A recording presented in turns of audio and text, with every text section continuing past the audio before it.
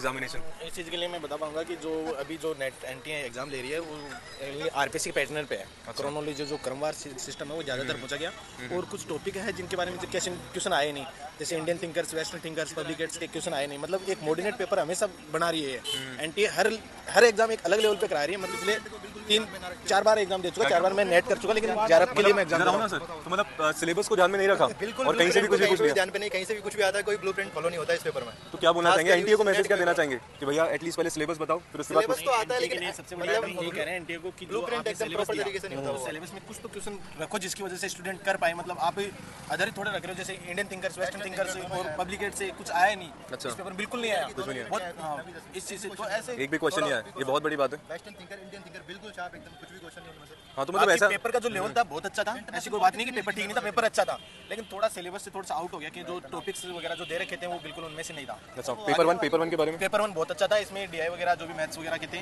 वो research aptitude वगैरह के दो सबके अच्छे क्वेश्चन थे इसमें। ठीक है, बिकॉज हाईएस्ट कट ऑफ जो पेपर 2 का रहा है पॉलिटिकल साइंस ही रहा है, लास्ट भी 244 था, व्हाट आई रिमेंबर। तो इस बार क्या लगता है आप सभी को?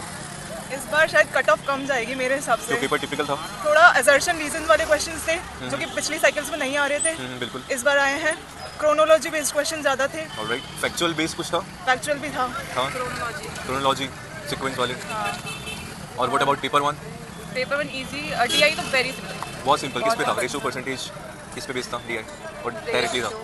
रेशियो भी था, परसेंटेज भी था, बट पेपर का बिल्कुल solve हो सिंपल। गया हाँ, था। बिल्कुल सिंपल। मैथ्स, रीजनिंग के क्वेश्चन, कॉम्प्रिहेंशंस बिल्कुल सिंपल। लॉजिकल रीजनिंग कैसा था? लॉजिकल रीजनिंग सिंपल था। सिंपल था, मतलब ओवरऑल पेपर 1 सिंपल था। पेपर 2 थोड़ा सा ट्रिकी, आप लोग थोड़ा सा डिफिकल्ट लगा। थोड़ा सा मतलब डिफिकल्ट बहुत लगा, ज़्यादा फैक्चुअल, बहुत ज़्यादा फैक्चुअल। तो तैयारी कर रहे हैं यूजीसी नेट एग्जामिनेशन की? कहाँ से कर रहे हैं? चलो कोई बता नहीं सकते दूसरे इंस्टीट्यूट। कोई बात नहीं। जेआरएफ अड्डा प्लेटफॉर्म को जानते हैं? जी, अदिति मैम। बिल्कुल अदिति मैम। तो have you studied from JRF अड्डा? Yes. पेपर 1 की पेपर क्लासेस 1 के लिए पढ़ा था पढ़ा है, तो अदिति मैम को क्या मैसेज देंगे? कुछ हेल्पफुल रही classes?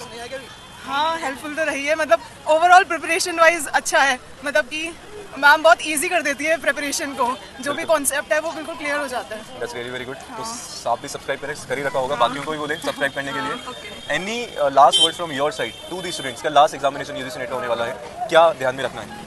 Chronology, facts facts facts. किस चीज़ का है कल? कल paper 1 like in management political है। साइंस, मैनेजमेंट का तो हम कैसे हमें बता आई एम सकते टॉकिंग अबाउट idea पेपर 1। हैं? पेपर 1 इतना टेंशन करने की जरूरत नहीं है, मतलब डीआई और डीआई की तो टेंशन करने की जरूरत नहीं है, जो मैथ्स से या डीआई प्रीवियस ईयर क्वेश्चंस का डोमिनेंस देखने को मिला पेपर 1 में? इस ईयर का है?